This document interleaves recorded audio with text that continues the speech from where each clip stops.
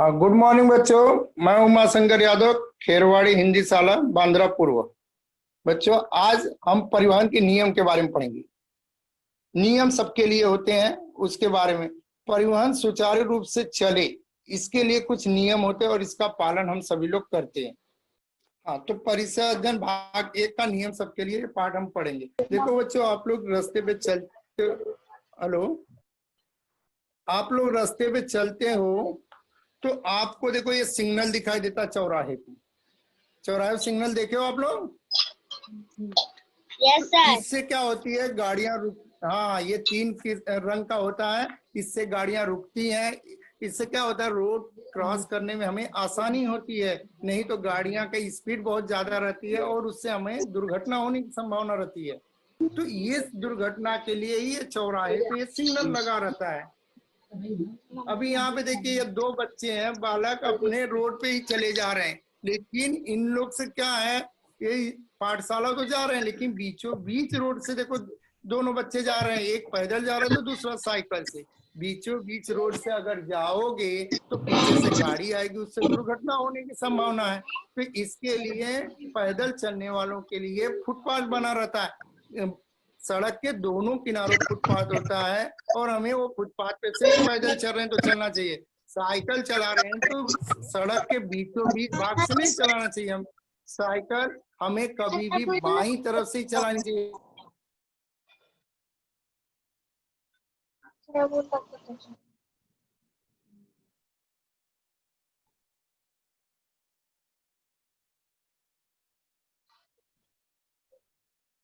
दूसरे अपना मुंह पे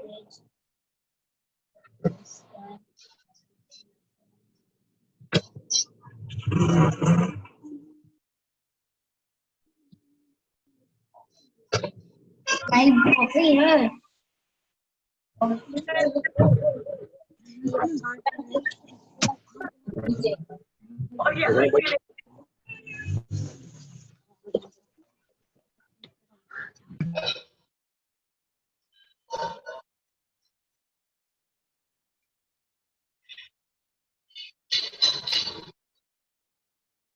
की रफ्तार तेज होने के कारण तो ये बाइक सवार जो है अपने हॉर्न बजाते हुए और तेज रफ्तार से जिससे इसमें क्या होती है, हमारे कानों के जो पर्दे होते हैं वो फटने की संभावना रहती है। इसके लिए आवाज इतनी तेज हमें नहीं रखनी चाहिए। दूसरा चीज देखिए, ये बस है, इससे धुआं है तो ये वायु प्रदूषण होता है, जिससे हमें श्वसन लेने में बहुत सारी परेशानियां होती हैं।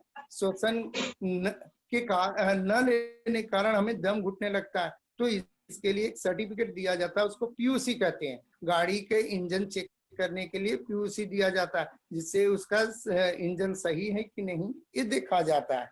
तो इस प्रकार से सामाजिक जीवन में प्रत्येक व्यक्ति को जो काम करना पड़ता है उसके लिए नियम बनाए जाए। प्रत्येक व्यक्ति का उत्तरदायित्व और कर्तव्य क्या है, इसको जानने के लिए नियम बनाना पड़े। देखो, जैसे हम पाठशाला जाते हैं ना बच्चे, सुबह के बच्चे पाठशाला जाते हैं 7:30 से 12:30। दोपहर के बच्चे की क्या है, 1 बजे 5:30 बजे। तो ये नियम बना गया। इसके अलावा हम घर पे 2 घंटा पढ़ते हैं, 2.5 घंटा पढ़ते हैं, क्योंकि हमें शाला के ही पढ़ाई से नहीं होगी। तो ये हमने नियम बनाया कि हम घर पे आके 2 घंटा पढ़ेंगे। ये तो हमारा मानसिक विकास हो गया। शारीरिक विकास के लिए हमें खेलना भी जरूरी है, लेकिन खेलने का भी समय निर्धारित होना चाहिए। 2 घंटा वो खेलूंगा, 1 घंटा खेलूंगा, ये हमारा निर्धारित होना चाहिए। ये नहीं कि मैं दिन भर खेलते रह गया। तो इससे हमारे क्या होता है, नियम नहीं रह गया, नियम खराब हो गया। नियम को हमें बनाए रखने के लिए हमें अपने समय का सही से उपयोग करना चाहिए।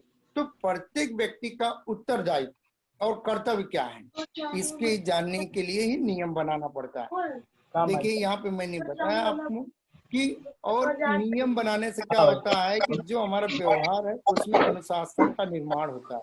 हम अपना काम व्यवस्थित ढंग से और सही समय पे कर सकते हैं।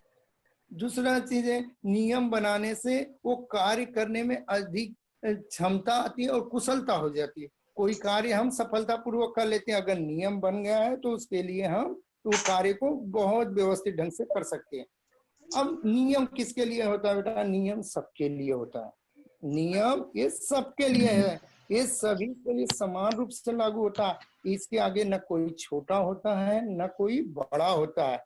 नियमों का पालन कर न जो करता है उसको दंड मिलता है। आप लोगों को भी देखो दंड मिलता है। कभी कभी आप लोग सड़क पे देखे होंगे, ट्रैफिक पुलिस खड़ा रहता है, देखे हो आप लोग? तो जो सिग्नल का पालन नहीं करते उनको पकड़ता है और उनको दंड करता है, यानी उनको चालान काटता है। तो इस प्रकार से नियम का उल्लंघन करने वाले को दंड दिया जाता है और उसमें दंड करने में किसी प्रकार का भेदभाव नहीं किया जाता कि ये देखो बड़ा आदमी है इसको कम लगाओ, ये छोटा है इसको ज्यादा। नियम सभी के लिए एक समान होते हैं। इसके लिए इसको कभी कभी समानता का भी नियम कहते हैं, यानी किसी प्रकार का भेदभाव इसमें नहीं होता है। तो जैसे हमारा सामाजिक जीवन में नियम है बेटा, उसी प्रकार से हमारा प्रकृति का भी नियम होता है। और समाज का नियम तो हम अपने हित के लिए बनाते हैं और इसका हमें पालन करना होता है, क्योंकि ये सभी लोग मिलकर बनाते हैं। ये नियम सभी लोग मिलकर बनाते हैं, तो इसके लिए ये नियम हम परिवर्तन कर सकते हैं। लेकिन प्रकृति का जो नियम है वो अपने हिसाब से चलता है। हमारे और उनके नियम में बहुत ही फर्क होता है। प्रकृति का नियम और हमारे में बहुत अंतर होता है। प्रकृति का व्यवहार प्रकृति के नियम के अनुसार चलता है, हम उसको बदल नहीं सकते। प्रकृति का नियम को हम बदल सकते हैं क्या? नहीं बदल सकते। जैसे आप देख रहे हो सूर्य का उगना, सूर्य कौन सी दिशा में उगता है बेटा, मालूम है आपको? सूर्य कौन सी दिशा में उगता है? सूर्य सुबह उगता है ना, कौन सी दिशा में? पूर्व दिशा में। Very good. और किस दिशा में अस्त होता है बेटा? अस्त किस दिशा में होता है? पश्चिम दिशा में। तो ये देखो ये प्रकृति का नियम है। डेली सुबह क्या होता है, सूर्य उगता है और शाम को अस्त होता है। आप लोग देखे हो ना? इस प्रकार से ऋतु चक्र जो होती है, अभी देखो ये बरसात का सीजन है, बारिश हो रही है ना, इसके बाद क्या आएगा? कौन सा सीजन आएगा? ठंडी आती है, और ठंडी के बाद फिर गर्मी, और उसके बाद गर्मी के बाद फिर बारिश। ये ऋतु चक्र चलते रहता है। इसको हम परिवर्तित कर सकते हैं क्या बेटा? नहीं कर सकते। ऐसे ही हाँ, इसी प्रकार से गुरुत्वाकर्षण का बल है। गुरुत्वाकर्षण का बल यानी पृथ्वी किसी भी चीज को अपनी तरफ आकर्षित करती, खींचती है। तो ये अपनी तरफ आकर्षित करने की क्रिया को ही गुरुत्वाकर्षण बल कहते हैं। इसको हम बदल नहीं सकते। हम गेंद फेंकते ऊपर, देखते हो आप लोग ऊपर गेंद फेंके हो कभी? तो वो गेंद जब हम फेंके तो गेंद क्या होती है? नीचे ही आती है। पेड़ पे से देखो ये फल गिर रहा तो कहाँ गिरेगा? नीचे गिरेगा, क्योंकि हमारे पृथ्वी में गुरुत्वाकर्षण बल है बेटा। आप लोग कभी समुद्र के किनारे गए हो? समुद्र के किनारे आप जब जाओगे तो देखते हो कि कभी कभी समुद्र बहुत पीछे तक चले गया रहता है, और तो कभी कभी एकदम लहर बड़ी बड़ी आती है। तो ये समुद्र में ज्वार भाटा आता है, वो प्रकृति का ही नियम है, हम उसको बदल नहीं सकते। इसी प्रकार से देखो चंद्रमा की कलाएं हैं, आप लोग ने पहले पार्ट में भी पढ़ा है। चंद्रमा की कलाएं ये घटते और बढ़ते रहती हैं। ये अभी देखो अमावस्या से धीरे धीरे शुरू हुई है और पूर्णिमा को पूरा चांद दिखाई देता है, और फिर 15 दिन के बाद पूर्णिमा से अमावस्या तक धीरे धीरे क्या होता है? चंद्रमा घट जाता है। तो ये प्रकृति के नियम है, इन्हें हम बदल नहीं सकते। और ये प्रकृति का नियम ऐसा है कि एकदम स्थिर है और निश्चित है, ये इतना होता ही है। आप चंद्रमा देखते हो, पूर्णिमा के दिन ही चंद्रमा दिखाई देगा, धीरे धीरे कम होता है फिर धीरे धीरे बढ़ता है। तो ये प्रकृति का नियम है, निश्चित है, ये कभी नहीं बदल सकता। सूर्य का उगना और अस्त होना ये भी है। तो प्रकृति के नियम को हम कभी भी बदल नहीं सकते बच्चों। अभी मनुष्य ने जो अपना बनाया नियम, अपने अनुसार बनाया, उसमें बार बार परिवर्तन किया। जैसे हमारा देश क्या था, पहले अंग्रेजों का गुलाम था ना, तो उस समय का नियम कुछ अलग था। लेकिन हमें जब स्वतंत्रता मिली तो उस समय का नियम हमारे देश के संविधान के अनुसार बना। तो उस समय क्या था कि कोई भी नागरिक जो है उसको वोट जो देते हैं, हम लोग वोटिंग पड़ती है ना, देखे हो सुने हो कि नहीं वोटिंग पड़ी थी? तो ये मतदान जो देते हैं उसमें पहले क्या था, 21 वर्ष की उम्र के लोगों को मतदान देने का अधिकार था, 21 रहे या उससे ज्यादा रहे। लेकिन सन 1988 के बाद मतदान का अधिकार व्यक्ति के 18 वर्ष पूर्ण हो जाने पर दिया जाने का अधिकार दे दिया गया कि मनुष्य 18 साल का हो गया तो वो मतदान दे सकता। तो इस प्रकार से हमने अपने अनुसार उस नियम को बदला और वो नियम सभी के लिए बंधन कारक हो गया। बच्चों, आपके घर में आपके दादा दादी मम्मी पापा है ना, तो उनसे और आपके अभी के ये 3 जनरेशन की 3 पीढ़ियों के बारे में आप बात उनसे करोगे तो उनके समय की पढ़ाई और आपके समय की पढ़ाई में परिवर्तन दिखाई देगा। आपके घर में है ना दादा दादी? तो हाँ है ना, तो उनसे आप लोग 3 ऐसे कॉलम बना लीजिएगा और उसमें लिखिए, एक में दादा दादी का लिखिए, दूसरे में पापा का मम्मी का लिखिए और तीसरे में अपना। तो आप उनसे पूछिए कि उस समय उनके समय पढ़ाई कैसी थी। तो उस समय वो क्या करते, लकड़ी की पटरी लेके जाते थे। कैसी लकड़ी की पटरी लेके जाते थे और नरकट होता था, उससे दूधी में डुबो डुबो के लिखते थे। काफी क्लास ऐसे ही था, लेकिन पिताजी के समय में क्या हो गया, स्लेट आ गई, पटरी आ गई, उसपे पेंसिल और चौक से लिखने लगी। और हम अभी किससे लिखते हैं, हम पेंसिल पे कॉपी पे पेंसिल से लिखते हैं। तो इस प्रकार से ये परिवर्तन आया। और उस समय अभी हम जैसे बैग ले जाते, रंग बिरंगे बैग लेके आते हो कि नहीं आप लोग स्कूल, लेकिन पापा के समय में एक थैली रहती थी, कपड़े की थैली बनी रहती थी, वो लेके जाते थे। और दादा तो उस समय क्या था, गांव में खाद दी जाती है गोनी, उसकी लेके आते थे। तो इस प्रकार से परिवर्तन हुआ था, लेकिन एक चीज का परिवर्तन नहीं हुआ। आप बता सकते हो क्या नहीं हुआ? विद्या लेना है, पढ़ाई करना है तो आपको विद्यालय ही आना पड़ेगा। हाँ, सनातन समय में भी क्या था कि उन्हें सनातन समय में भी उन्हें गुरुकुल में जाके पढ़ना पड़ता था। और अभी हमें कहाँ आना होता है, स्कूल आना होता है। आते हो कि नहीं पाठशाला में? हमारे दादा दादी मम्मी पापा और हम लोग कहाँ पढ़े हैं, स्कूल में ही पढ़े हैं। तो ये नियम बदला क्या? ये नियम नहीं बदला। बदला क्या बेटा? ये नियम नहीं बदला। दूसरा क्या नियम नहीं बदला बता सकते हो आप लोग? दूसरा क्या नियम नहीं बदला? दूसरा मूल्यांकन, जो परीक्षाएं होती हैं, आपकी परीक्षा होती है कि नहीं होती है सर? होती है परीक्षा। हाँ, तो ये दादा दादी के भी जमाने में था, मूल्यांकन होने के बाद ही उन्हें अगली कक्षा में दिया जाता था। अब लोग आप लोग पिछले साल किस में, चौथी में थे ना? तो इस साल 5वीं में आए हो ऐसे। हाँ, तो ऐसे ही दादा दादी के समय में भी, मम्मी पापा के भी समय में सबका मूल्यांकन हुआ करता था। अब बच्चे एक चीज सदैव याद रखना, लड़का हो लड़की हो स्त्री पुरुष, इस सबका समान स्तर होता है। कोई छोटा बड़ा ऊंच नीच ये नहीं होता है, सब एक समान होते हैं। उन्हें विकास का समान अवसर मिलना चाहिए। क्या चाहिए? सभी को विकास का समान अवसर मिलना चाहिए, मिलना चाहिए ना। अभी आप बता सकते हो कि नियम किसके लिए होता है? बता सकते हो ना? सबके लिए। हेलो, सबके लिए, वेरी गुड। अच्छा, रोड सिग्नल आप देखो तो उसमें कितनी लाइट होती है बेटा? 3। 3, वेरी गुड, बहुत अच्छा। अच्छा, सूर्य किस दिशा में उदित होता है बेटा? पश्चिम। सूर्य कौन से दिशा में होता है? हाँ, पूर्व से। पूर्व से। मतदान करने, हाँ, मतदान करने का किस उम्र के लोगों को दिया गया अधिकार? 18 साल जिनकी आयु पूर्ण हो गई है उनको मतदान करने का अधिकार दिया गया। अब यहाँ पे देखिए, एक सपना नाम की लड़की है, वो आप लोग जाते हो ना पढ़ने को स्कूल में, ऐसे ही सपना नाम की लड़की है, वो स्कूल पढ़ने गई। उसने सुना कि उसके सर सिखा रहे हैं कि सभी आयु वर्ग के व्यक्तियों को पौष्टिक भोजन की आवश्यकता होती है।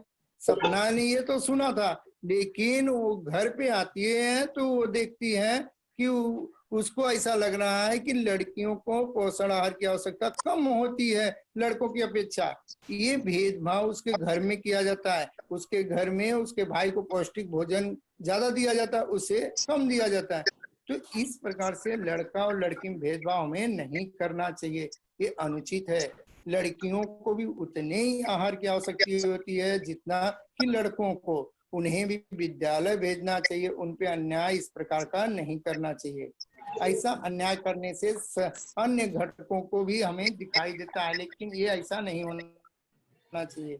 देखिए यहाँ पे एक गरीब किसान के बारे में दिखाया गया बेटा कि साहूकार से उसने कुछ पैसे कर्ज लिए, लेकिन वो अनपढ़ है। अनपढ़ होने के कारण वो दर महीने में साहूकार को पैसे देते चले गया, लेकिन कुछ समय के बाद साहूकार क्या कहता है कि तुम्हारा तो कर्ज वैसे ही अभी तक रह गया। तो बोल रहा है कि नहीं मालिक, मैंने तो दर महीने में आपको पैसे चुकते करते चले गए। तो ये क्या हुआ, अनपढ़ रहने के कारण उसको क्या हुआ, ये साहूकार ठग रहा है।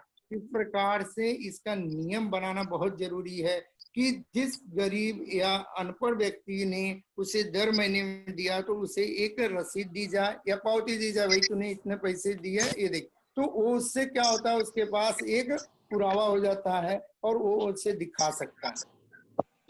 इसी प्रकार से ये मालकिन है अपनी नौकरानी पे देखिए अत्याचार कर रही है कि नौकरानी डेली काम करती है, प्रतिदिन वो आ जाती है, सुबह से झाड़ू पोछा सब कुछ काम करती है, लेकिन उसको महीने में एक दिन की भी छुट्टी नहीं देती है और उसका वेतन तो और ही कम है।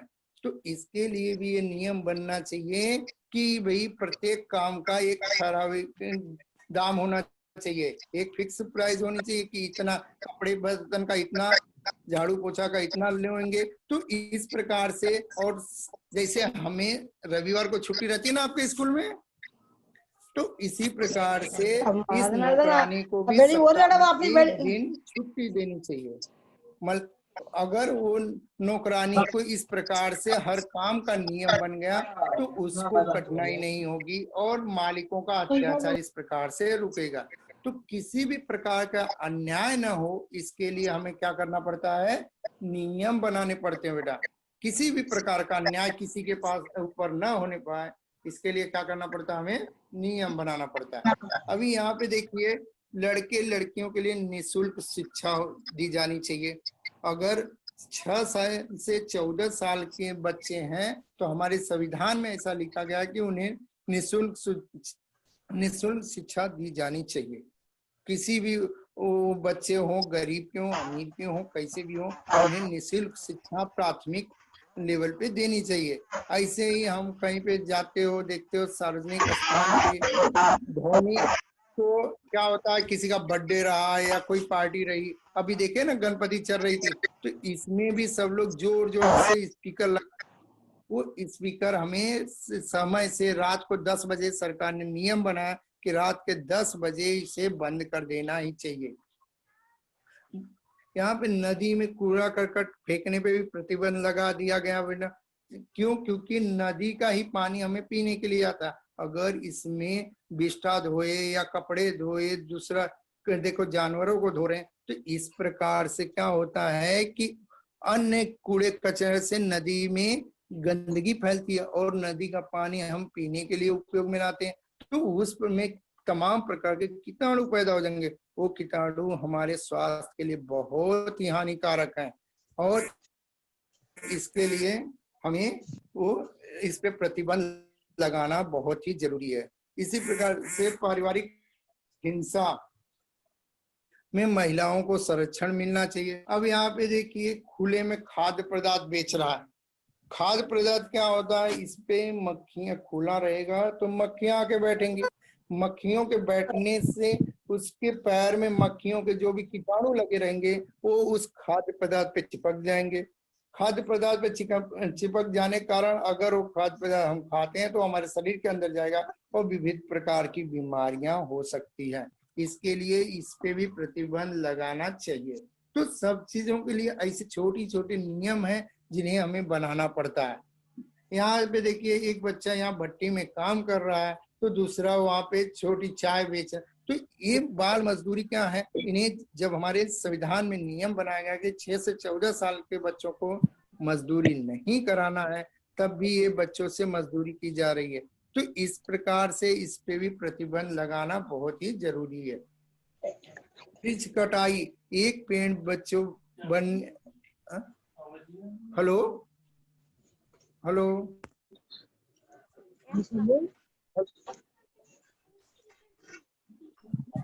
हाँ हेलो हाँ सर। हाँ, तो वृक्ष कटाई पर भी बंदी लगी होनी चाहिए। हमारे जो पेड़ है, एक पेड़ तैयार होने में 25 से 30 साल लगते हैं। एक पेड़ तैयार होने में 25 से 30 साल लग जाते हैं, लेकिन उसको काटने में कितना लगता है? 1 से 2 दिन। तो इस प्रकार से अगर वृक्षों को नष्ट किया जाने लगेगा तो ऑक्सीजन की कमी, हमें मालूम है ना, कार्बन डाइऑक्साइड ये अवशोषित करते हैं और क्या करते हैं, हमें ऑक्सीजन देते हैं। तो ये अगर वृक्ष ही नहीं रहेंगे तो पोल्यूशन बढ़ जाएगा, प्रदूषण का बहुत बढ़ जाएगा। तो इस प्रकार से इसकी रोक लगना बहुत ही जरूरी है। अभी देखो, हम लोग के जो जीवन में है, अनेक रूढ़ियां और परंपराएं, उनका हम पालन करते हैं। अपने माता पिता, दादा दादी, सगे संबंधियों को देखकर हम उन परंपराओं का पालन करते हैं। जिस प्रकार से देखो त्योहार मनाते हो, अभी गणपति का त्योहार मनाए ना आप लोग, मनाए कि नहीं गणपति का त्योहार? यस। उसके पहले, हाँ, उसके पहले गोविंदा था, आपको याद है? दही हंडी फोड़ा गया था। हाँ, क्रिसमस है। तो ये सब हम क्या किए हैं, परंपराएं और रूढ़ियां जो हमारे पिछले बाप दादा मनाते आए हैं, उसी प्रकार से हम भी मना रहे हैं। और ये त्योहार उत्सव हम बहुत खुशी से मनाते हो कि नहीं, खुशी से? Yes sir. हाँ, तो ऐसे ये त्योहार मनाते, तो घर पे आए हुए अतिथियों का भी हम स्वागत ये हमें संस्कारित किया जाता है। मम्मी पापा बचपन से ही बताते हैं कि कोई भी घर पे अपने अतिथि आए है तो उसका स्वागत करिए, उसके आगे हाथ जोड़िए। करते हो ना आप लोग? कोई आया तो कुछ लोग पैर छू के उनका आशीर्वाद लेते हैं। तो ये सब हमारे संस्कार हमें सिखाया जाता है। इसी प्रकार से प्राणियों के प्रति प्रेम और कृतज्ञता की जाती है। मुक्त जानवर हैं, वो बोल नहीं सकते, तो उनको किसी प्रकार की हमें हानि नहीं पहुंचानी चाहिए। देखो बच्ची की उसे छोटे से पिल्ले के साथ खेल रही है, तो वहां पे गाय को चारा खिला रहे हैं। तो इस प्रकार से हमें प्राणियों के प्रति कृतज्ञता व्यक्त करनी चाहिए। हमारे गांधी जी शांति और अहिंसा के पुजारी थे, सभी को मालूम है ना बच्चा? गांधी जी हमारे क्या थे? शांति और अहिंसा के पुजारी थे। आप लोग को याद है? आप लोग पिछली क्लास में पढ़े थे। हेलो,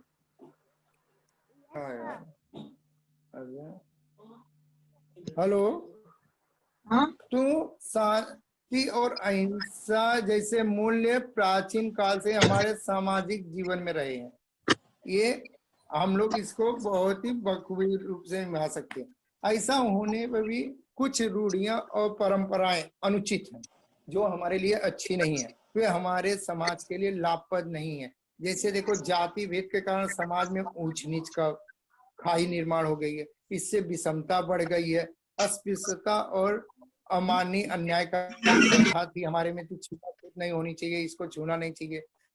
हमारा स्वतंत्र भारत के संविधान में अस्पृश्यता की प्रथा को समाप्त कर दिया, यानी छुआछूत ये सब कोई चीज नहीं है। हमारे स्वतंत्र भारत जब हुआ तो उसमें इसके लिए एक संविधान बनाया गया कि कोई छोटा बड़ा, कोई ऊंच नीच नहीं है, सभी एक समान है।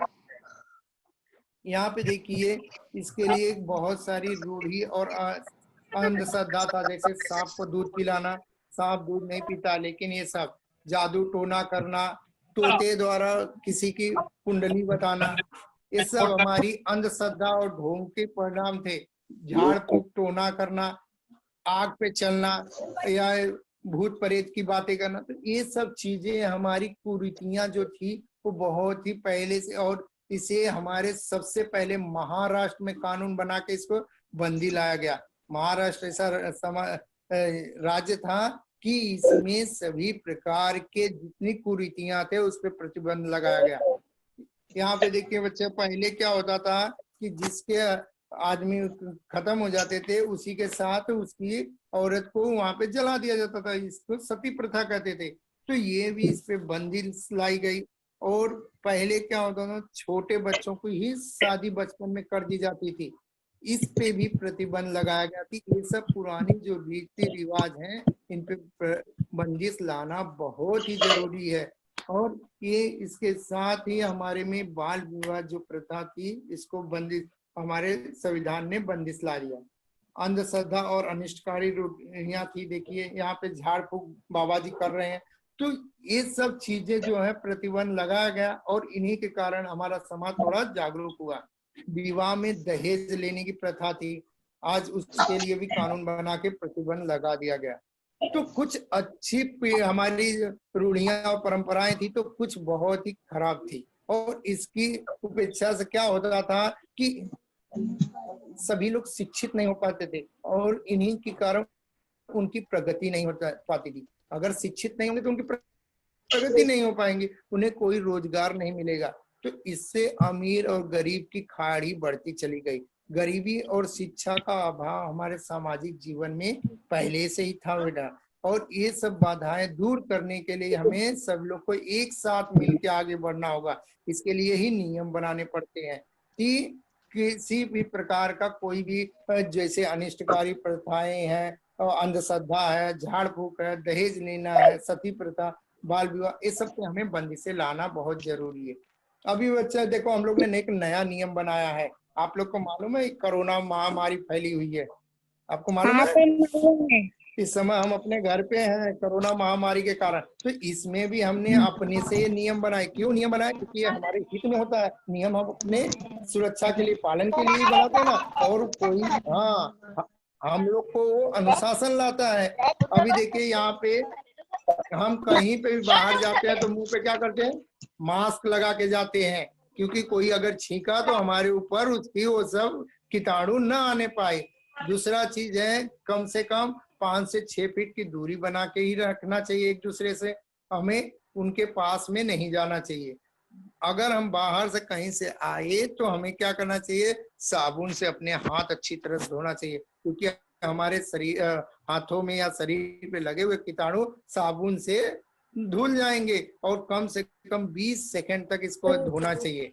उसके बाद, और इसके बाद हाथ पे सैनिटाइजर लगाना चाहिए। तो इस प्रकार से हम लोगों ने क्या किया, कोरोना वायरस में अपने और समाज के हित के लिए नियम बनाए। यहाँ पे हम कहीं पे भी देखिए झुंड में नहीं रह सकते। कोरोना वायरस की ये सब बीमारी के कारण सोशल डिस्टेंसिंग रखना बहुत ही जरूरी है। तो ये है हमारे नियम कि हम किस प्रकार से एक दूसरे से ये सब करते हैं। ऐसे पर्यावरण का संरक्षण होना चाहिए बच्चों। अभी आप लोग को बताया मैंने कि एक पेड़ को लगने में 25 से 30 साल लग जाते बड़ा होने में, लेकिन उसे काटने में ज्यादा समय नहीं लगता।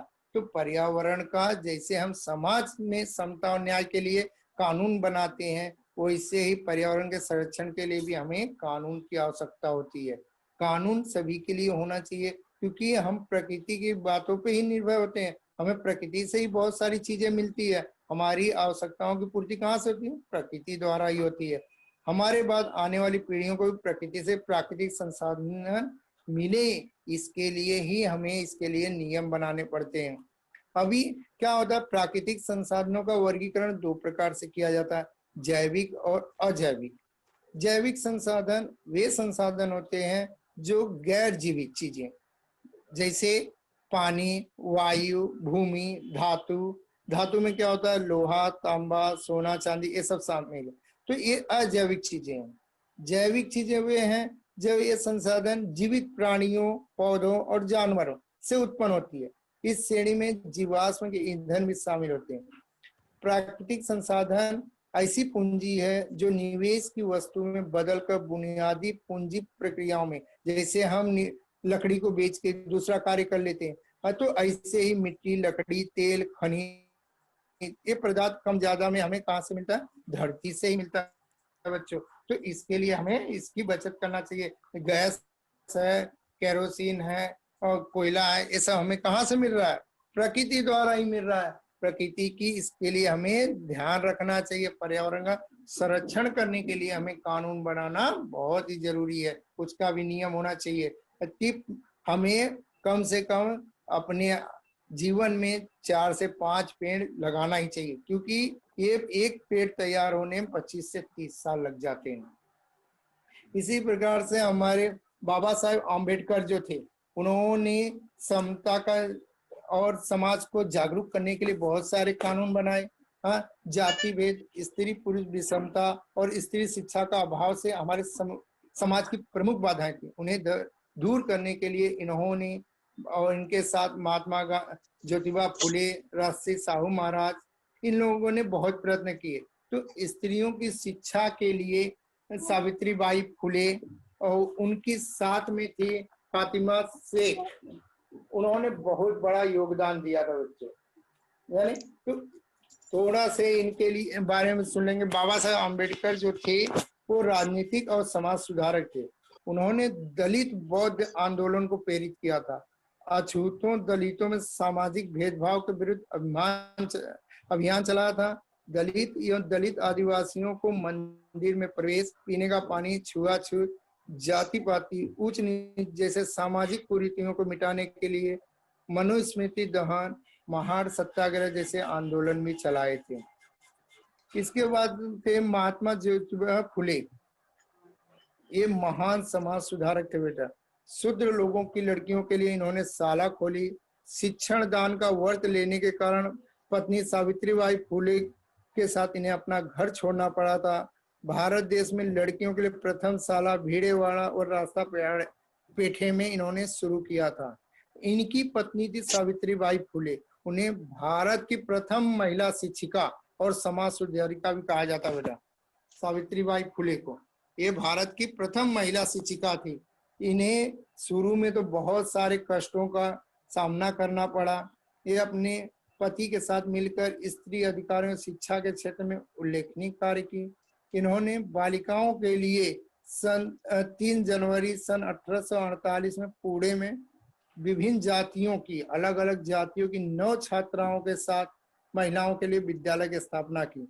सावित्रीबाई फुले का विवाह सिर्फ 9 वर्ष की उम्र में हो गया था। उस समय वो शिक्षित नहीं थी, अनपढ़ थी, लेकिन ज्योतिबा फुले ने उन्हें पढ़ाया और इसी के साथ उस दौर में उन्होंने खुद ही पढ़ी और बल्कि दूसरी लड़कियों को भी पढ़ाया। उन्होंने विधवाओं के लिए एक केंद्र की स्थापना की और उनको पुनः विवाह के लिए प्रोत्साहित किया।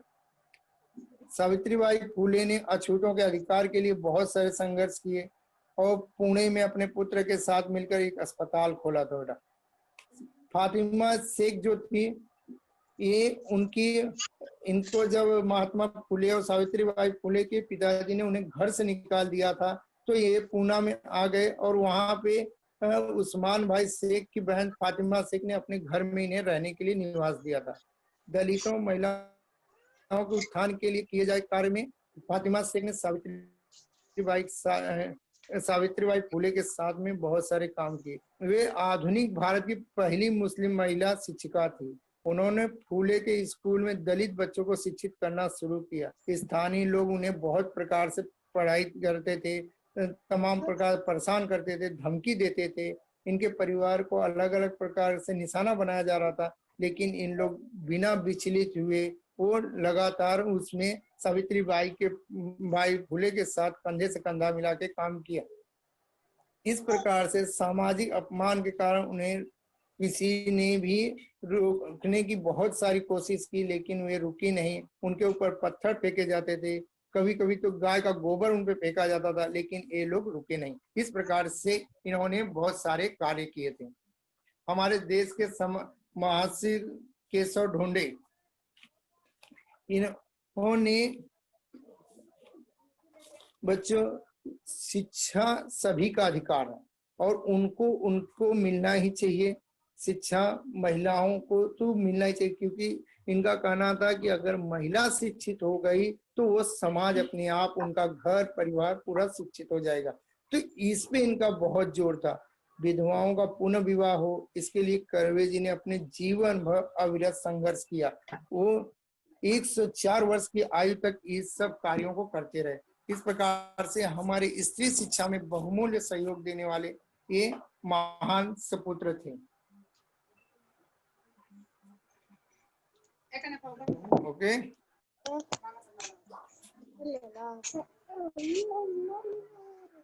थैंक यू बच्चों।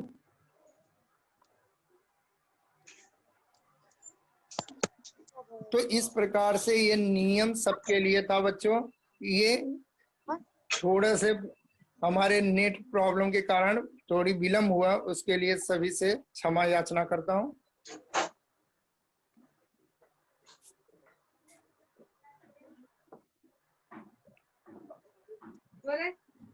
सर